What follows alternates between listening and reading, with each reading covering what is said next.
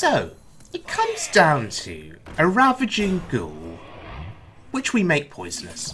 And that should buy me a couple more turns at least. I mean, I'm dead to anything can happen, I know that. But if we can buy a couple of turns, maybe we can make a miracle happen.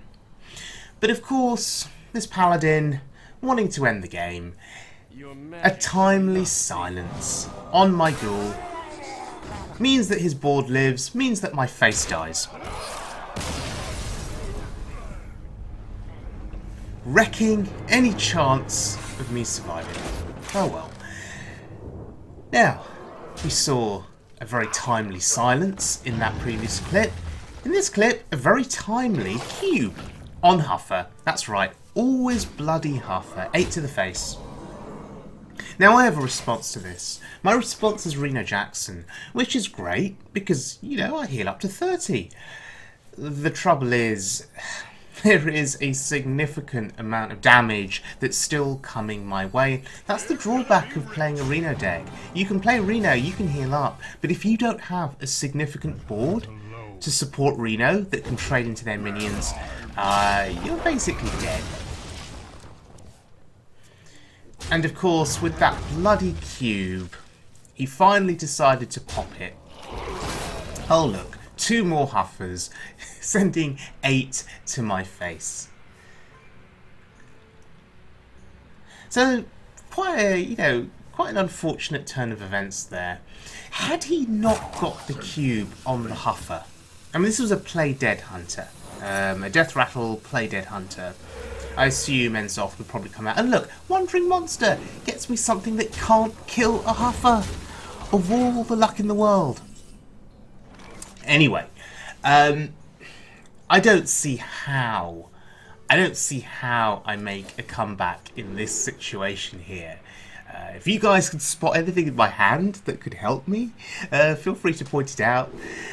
But yeah, just making taunts for the sake of making taunts. Honestly, there's seemingly nothing that we can do here, which is sad, because Reno was meant to be our big comeback. But oh well, it is what it is. So today we are playing Dane's Reno Hunter, and this continues my obsession with Hunter on the Wild Mode ladder. In my previous video I played Enzoth Hunter. That was a lot of fun, so I thought, okay, let's try Reno Hunter. Now, of all the Reno decks, I think there is an argument to be made. If you compare it to Reno Priest, Reno Warlock, you know, of all of the popular Reno decks that are out there, I guess you could make the argument that Hunter is the weakest Reno deck, perhaps. But of course, it's all about the selection of minions. You play one-ofs, and it's all about what you tech in, what you tech out. Depending on the situation that you're facing on the ladder. Notice that this deck doesn't play Explosive Trap, for example. It plays Freezing Trap and Wandering Monster. So I guess if you were facing, you know, lots of aggro decks, an Explosive Trap is a decent inclusion. But it's the beauty of Reno decks in that, you know, you can take cards out, you can put cards in. It's very, very flexible. I think that's what I'm trying to get at. This deck runs the Fugan and Stalag combo, which is very, very exciting for me. If you're ever able to pull it off, it's pretty cool. And of course, the deathrattle minions in this deck are supported by Corpse Widow, which makes them cheaper. And of course, everyone's favourite, Play Dead. Oh, and Feign Death too. So it is a bit of a death rattle bonanza fiesta. Don't know what word I'm searching for. It's death rattle heaven in this deck. Oh yeah, and Baron Rivendell too, if you just want a bit more support for your death rattle minions. Enzoth the Corruptor, of course, to bring them all back to life. And your death rattle minions in this deck are high value. There is a Sylvanas in this deck. And hey, Play Dead on Sylvanas, Feign Death on Sylvanas is pretty much a game changer in terms of buying you tempo if you can steal a high value minion. So yeah, Carnivorous Cube on Sylvanas with Play Dead or Feign Death, pretty awesome too. So there are some great combos in this deck. I mean, you saw me attempt the Toxic Arrow, Unstable Ghoul play before it just got silenced. But that can be a game winner for you. It can just wipe a board completely and then just give you board presence. So yeah, so it's a very fun and interesting deck. However, it can be very, very inconsistent. And a viewer on my channel, David Villa, I hope I pronounced your surname correctly, made some excellent points on my last video saying that Reno decks can be terribly inconsistent. But Enzoth, bringing back deathrattle minions can be great in fatigue games. So David, thank you very much for your feedback. Let's have a look at our first little game here against a rogue. And as I'm playing these games, I'm keeping David's comments sort of in the back of my mind.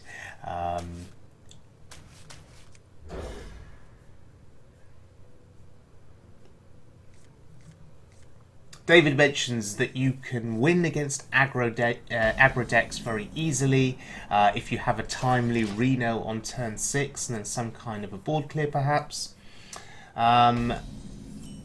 But he feels that Reno decks are probably not very reliable in the long run.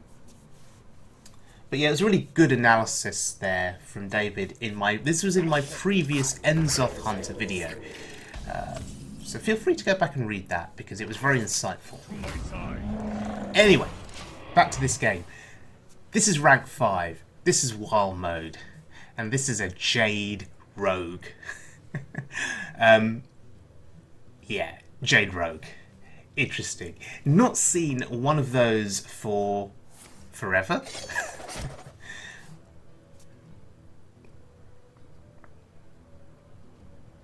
And he actually trades. Okay.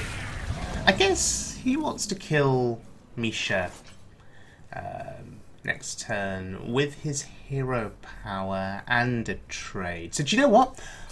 I'm just going to buy myself a bit more time for Misha to live. Incredible. So I'm just going to throw away my Toxic Arrow. Hey, it seems like an absolute waste, but now he has to do some other things. He has to invest further. Okay, cool, is that a Belcher? Fair enough.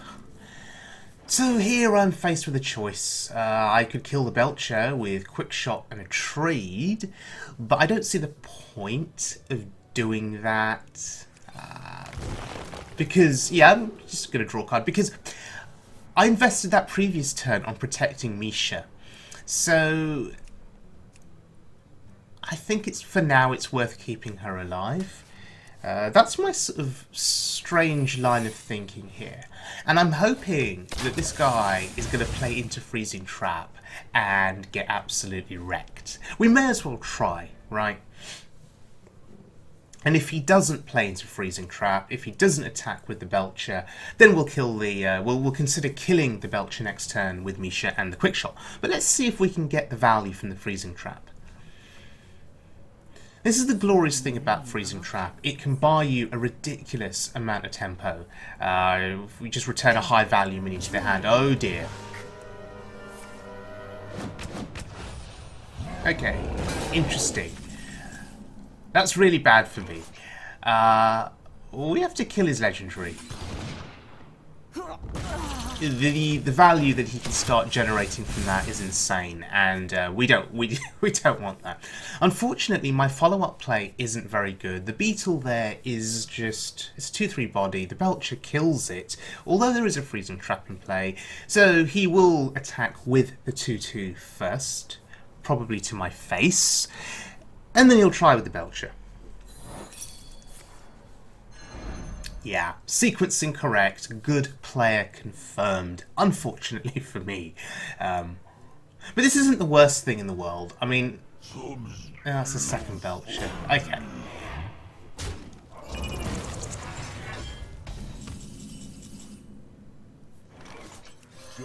I mean, on a positive note, we can kind of match his board. 7/4 is pretty significant. I mean, it dies to eviscerate, obviously. The other alternative was to have played the Belcher. I'm not sure about that. My Belcher kills one of his Belchers, but I want to kill the 3/5 Belcher. And hopefully my 7 attack minion can accomplish that. It's going face. Okay. This is fine. Ish. Oh, that could do some work. Okay. So we get to fully clear a Belcher and play our own Belcher. I'm actually valuing the hero power here. I was tempted by Flare. I mean, I should have done that at the start of my turn if I was going to do it. But I value the hero power because we're just trying to get him down here. Rogues don't tend to run healing, right? Unless they run the weapon with sort of the lifesteal effects. This Jade Rogue probably does not run healing. Unless he runs Antique Heal Bot.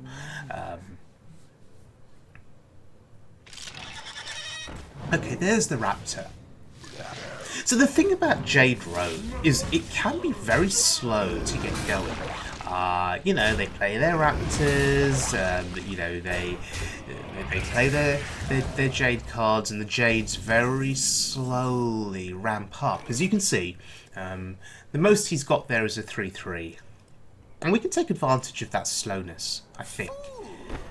Because our deck's very slow too. So we get a secret, we get Wandering Monster. Interesting. Draw a card. Hunter's Mark here. I guess we use it because we're trying to buy control of the board here. Again, it feels like a slight waste because you're thinking, hey, I want to use it on big Jade minions. But what I'm trying to do here is I'm trying to set up for Enzoth, right? So I'm emptying my hand, I'm playing everything, and I'm just trying to set up for Enzoth. And I'm trying to set up for as big of a board clear as I can. So 2 of his minions are guaranteed to die, unless he has a silence effect. And, of course, Wandering Monster will protect my face. So, next turn, we can Enzoth. Interesting. So, Valera the Hollow, so he's not going to be taking any damage on my next turn.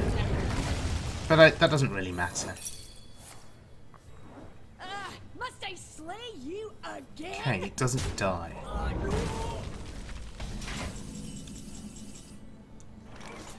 So, it's between the 5 and the 10 here. The 10 gets us board presence. And that's pretty good for us. That is essentially game over. Unless he has a big way of clearing the board, it is game over. The Rogue Death Knight is not going to help him here. Sure, he'll be able to cast a spell, you know, twice because of the unique sort of hero power, so maybe he can get a double eviscerate. But it's not going to be enough. Look at this board. Assume he'll want to target the highest attack minion, which is 7 attack, but, you know, with an eviscerate, but there's still too much on there. So Vanish is a really interesting choice. It buys him a turn. But the problem is, for him, Riven's off again. And do you know what he's done? He's just given me a whole hand full of deathrattle minions. He has replenished my hand.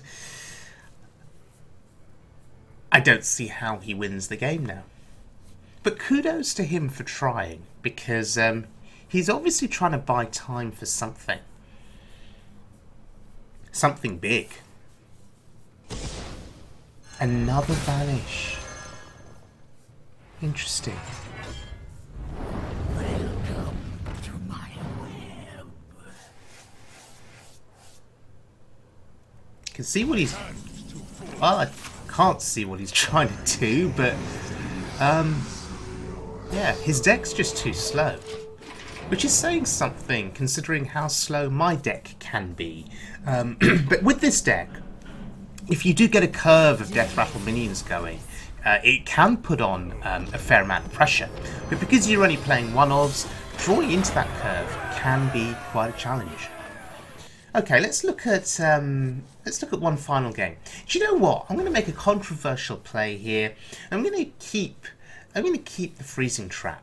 The only other secret I think is Wandering Monster, but depending on what kind of priest this is, I think the freezing trap could be very, very useful at buying me tempo on the board. Hence why I've kept it. I'm sure some of you will disagree with this play. And I'm going to use it now against this cleric because of the potential for him to buff the cleric and do strange and stupid things. So just buying time. And actually look, it's worked out for us because now we've disrupted the early flow of his game. Obviously drawing the weapon there was really good for us. But yeah, his early sort of flow has been disrupted, his early tempo has been disrupted. And look at the curve in our hand. Wow, he's throwing a fledgling into my bow. But now we have the initiative. He's going to be reacting to what I'm doing, and he can't play that cleric now, right? It just dies to the shredder. So, all in all, keeping the freezing trap and playing it early has worked out for us. I think he is perhaps hoping that it was explosive trap so he could heal the cleric or wandering monster even, which wouldn't hopefully not kill the cleric, and then he could heal it.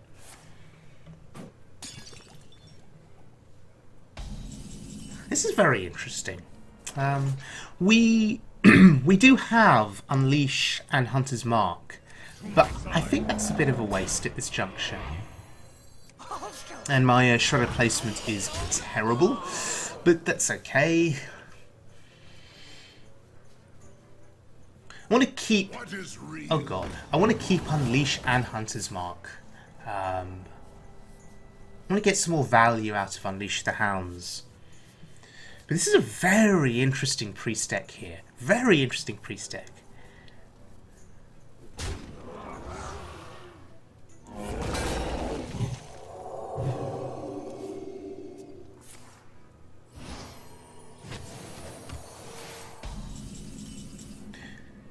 I think now is the time to use it.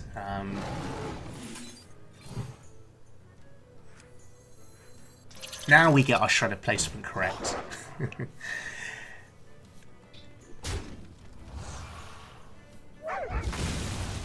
So once again, we're looking for control of the board here.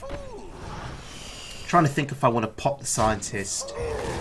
Probably not. We'll leave it alive. So we are very much vulnerable to AoE. Dragonfire Potion would wreck us here.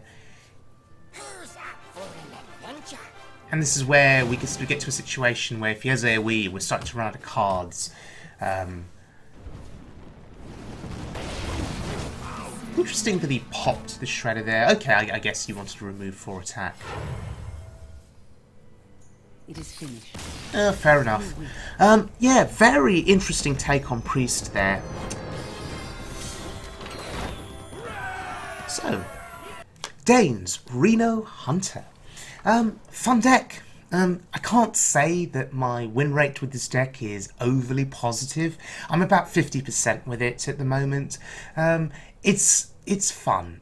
Okay, that's the key thing, and I apologise, my voice is starting to go. I think I'm getting a cold. It's a really fun deck to play. You know, you've got so many flexible options in the deck, and that is one of the draws of a Reno deck, one of the positive aspects. You can put cards in, put cards out, take cards out rather. It's very, very flexible. I would be tempted, given that the deck's slow anyway, I would be tempted to put a Savannah Highmane in this deck, just because I love that card so much. And there is, of course, the Amaz rule with Savannah Highmane that if it can't be dealt with, if you're able to attack with it on the turn after you've played it and go face, you probably win the game. So yeah, I would be tempted to put a Highmane into this deck. In terms of cards that haven't really done much for me, I sort of look at I look at Feigned Death. and I look at Play Dead, Feign Death is great if you've got a board full full of minions that are deathrattle, obviously, but I've not had any situations where Feign Death has got great value. Because I've just never had a board full of deathrattle minions. I've had maybe 1 or 2 or 3 max, but then they've not been minions that have benefited massively from Feign Death. So I wonder if Feign Death is needed in this deck. I think Play Dead is slightly better, because the chances are you've got 1 or 2 minions, and you're better off just targeting one of them and getting, let's say, a Sylvanus deathrattle effect, and it's just very much targeted. I guess if you've got Fugan and Stalag on the board, then I guess Feign Death is pretty good, but I've never been in a situation where I've had both of them down at the same time. Anyway, it's a fun deck, ladies and gentlemen. It's not tier 1, but it's certainly something that no one expects to see on the ladder, and particularly at higher ranks on the ladder. So, maybe you've got the surprise element behind you, and of course, in the hands of a good player, it's still a decent deck. So thank you very much to Dane for this deck. As always, he is a wild mode god, constantly creating fun, interesting, creative decks. I would recommend that you check out Dane's YouTube channel and his Twitch stream. If you enjoyed this video, please subscribe. I would be very, very grateful, and I will see you guys all again very soon for more wild mode fun.